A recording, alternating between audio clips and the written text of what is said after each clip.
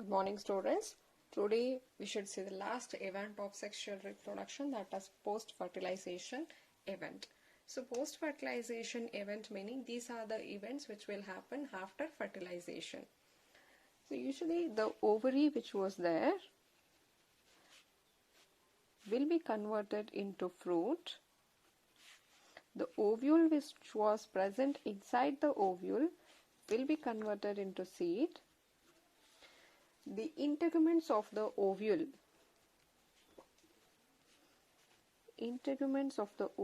will be converted into seed coat, and the zygote will develop into embryo.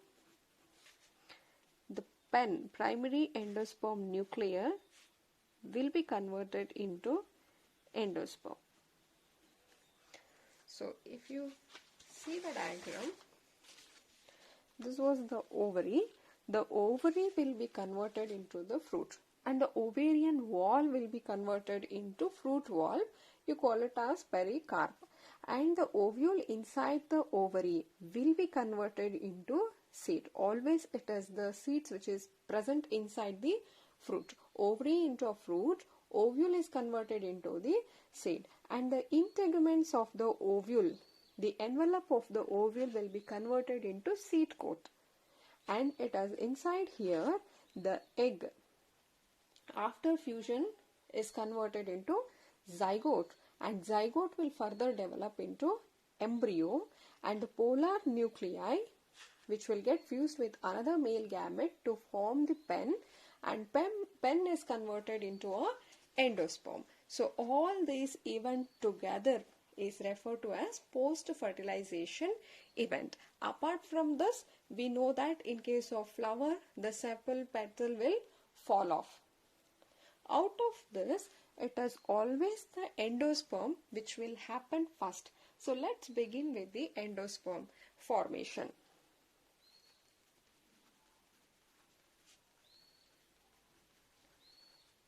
Endosperm.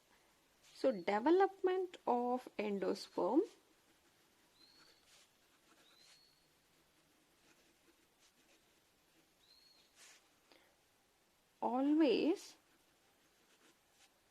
is always before the embryo development.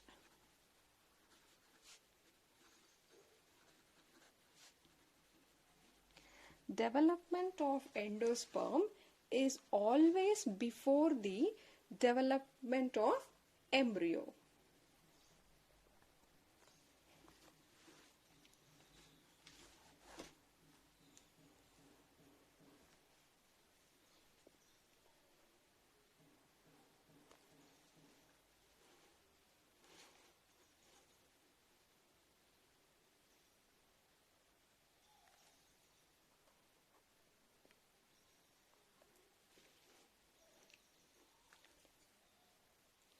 So why it is always before the embryo development? Because the main role of endosperm is to nourish the growing embryo.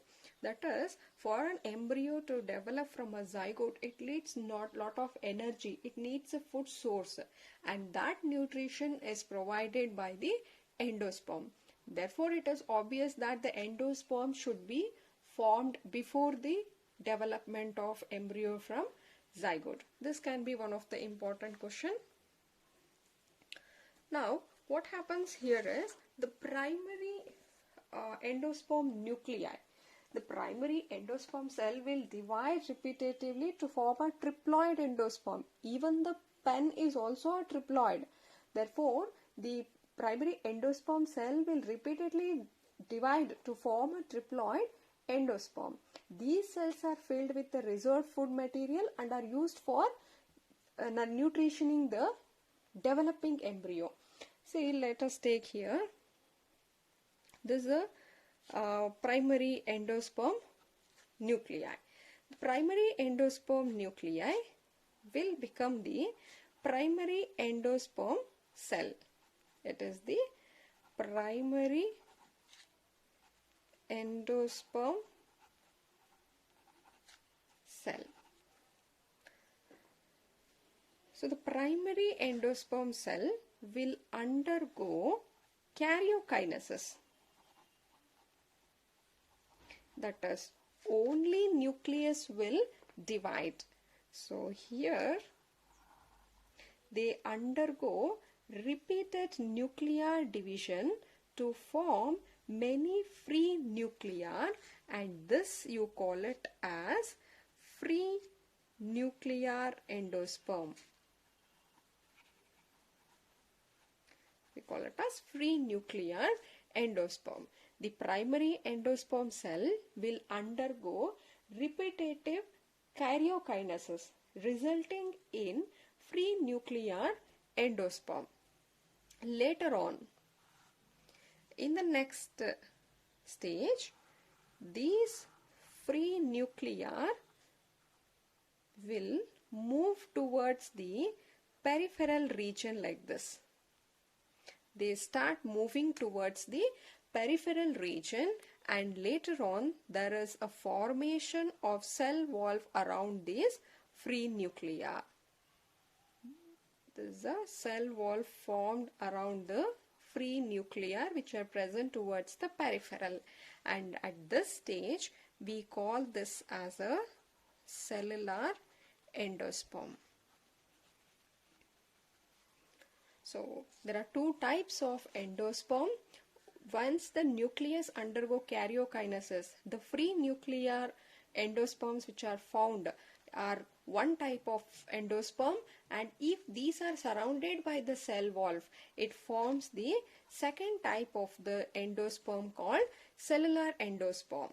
And here example for free nuclear is coconut water. In the tender coconut which we drink is an example for free nuclear endosperm. Clear? And the white kernel which we eat, that is an example for cellular endosperm.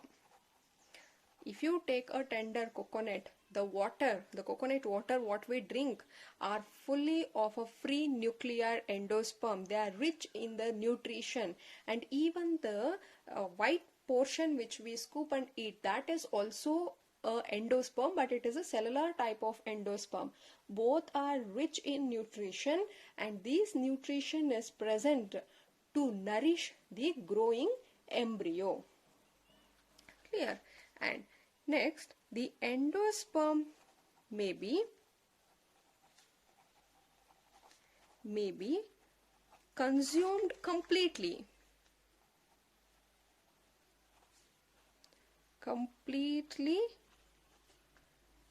during embryo development,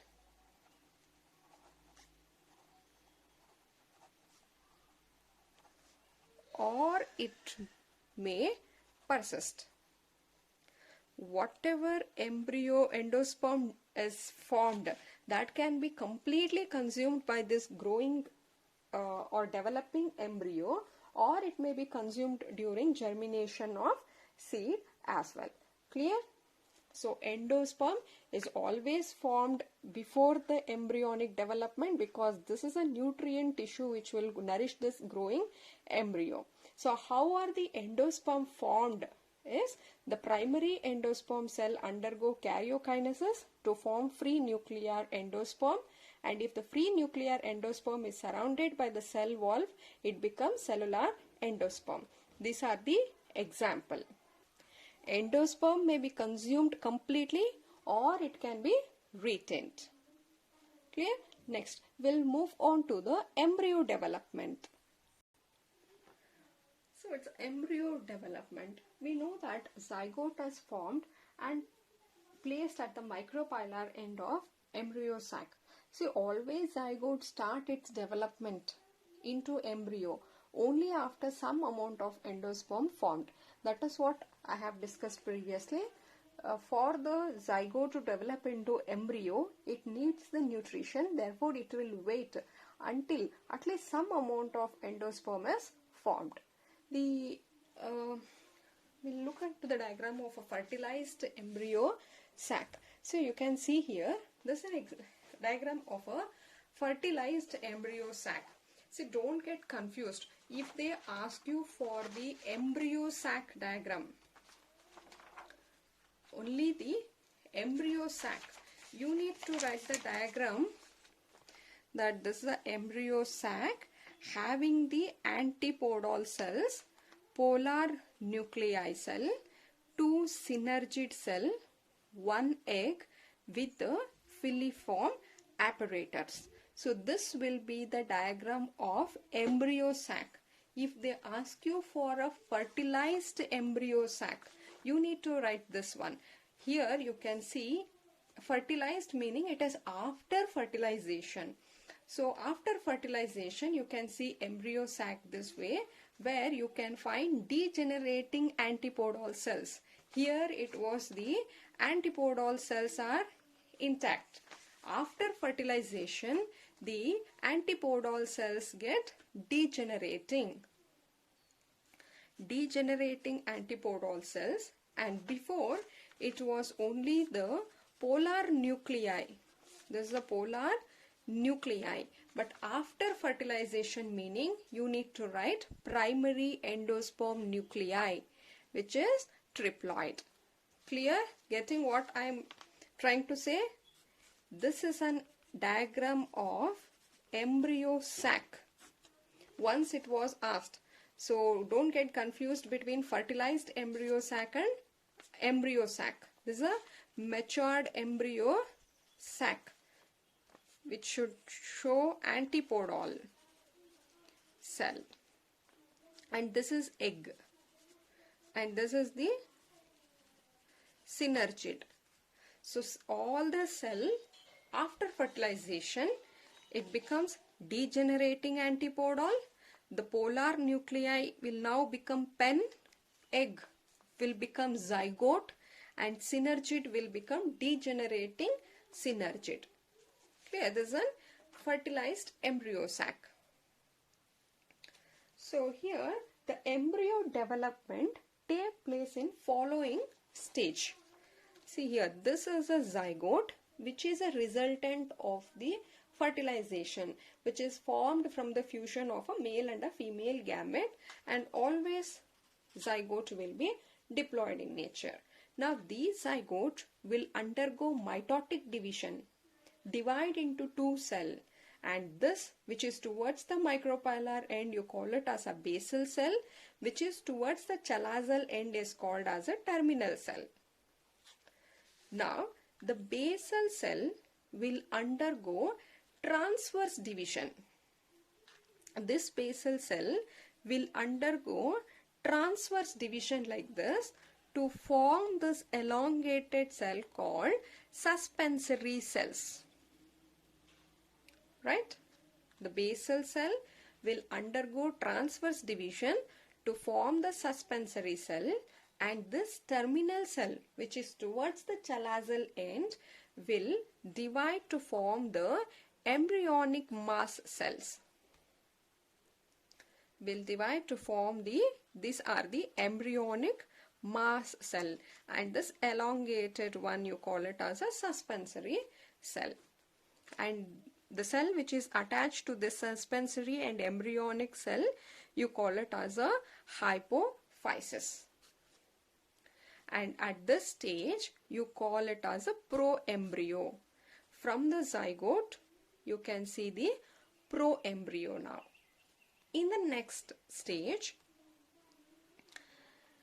the embryonic mass cell further undergo division. Here it was only initially 4 to 8 like this, it keep on dividing and it forms like increase in the cell number here, and this embryonic mass is now this one, and this is the suspensory cell. Now what is the role of the suspensory is it will push this embryo into the endosperm. See here, this was the embryo sac which was present in the ovule, right? Is that a rough diagram? So now this was our embryo sac. Now the suspensory cells are like this, and all this now here the endosperms are formed here. Now the suspensory cell was this, and this was our embryonic mass. This point remains same, but since the suspensory cells elongate, it will push this embryonic mass into this endosperm so that it can take up good nutrition, right? So coming back here, after this globular stage, from the pro-embryonic, when it gets bigger in size, when it forms a globular, meaning one circle, one round, you call it as a globular stage. You can see this further growth of this. It grows like it divides this way and take up a heart shape, and that stage you call it as a heart shaped embryo. From the zygote, it is pro-embryo. Pro-embryo leads to the globular, then it is a heart shape, and you can see these are the cotyledons. Now further this cotyledons grow this way. This will further divide, cells of this further divide like this, and this cotyledon will grow on this and take up a matured embryo shape. Matured embryo shape. Now this is the radicle which give rises to the root. There is a plumule which give rises to the shoot, and this is a cotyledons. It depends. Since we are talking of dicot, I am showing two cotyledon. In monocot, only one cotyledon will be seen. We will see that. We'll take up in a different video, monocot and dicot embryo. This is a general embryo development process. Clear? So they can ask you for the order of the embryo development. Say it begins with the zygote. Zygote will take up the pro-embryonic is the first, then it comes the globular, then it is a heart shape, and then it is a mature. In between there is one more shape that is called as a horseshoe shape. Then it results, finally it take up a matured embryo shape. Clear? Just go through this diagram. The zygote will divide to give rise to two cells called basal and terminal. Basal will further undergo transverse division to form the suspensory cell, and then the terminal cell will divide to form the embryonic mass cells. Clear? And now the embryonic mass cell is a one which will give rise to the radicle, plumule, cotyledon, hypocotyl, everything. So now this embryonic will further grow and takes up a globular shape, and then a heart shape, then to a mature embryo. Now we should see there are two types of embryo, that is dicot embryo and the monocot embryo. We'll take up that in the next class. There is only a small difference between both of them.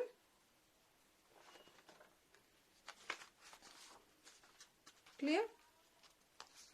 This is all for today's class.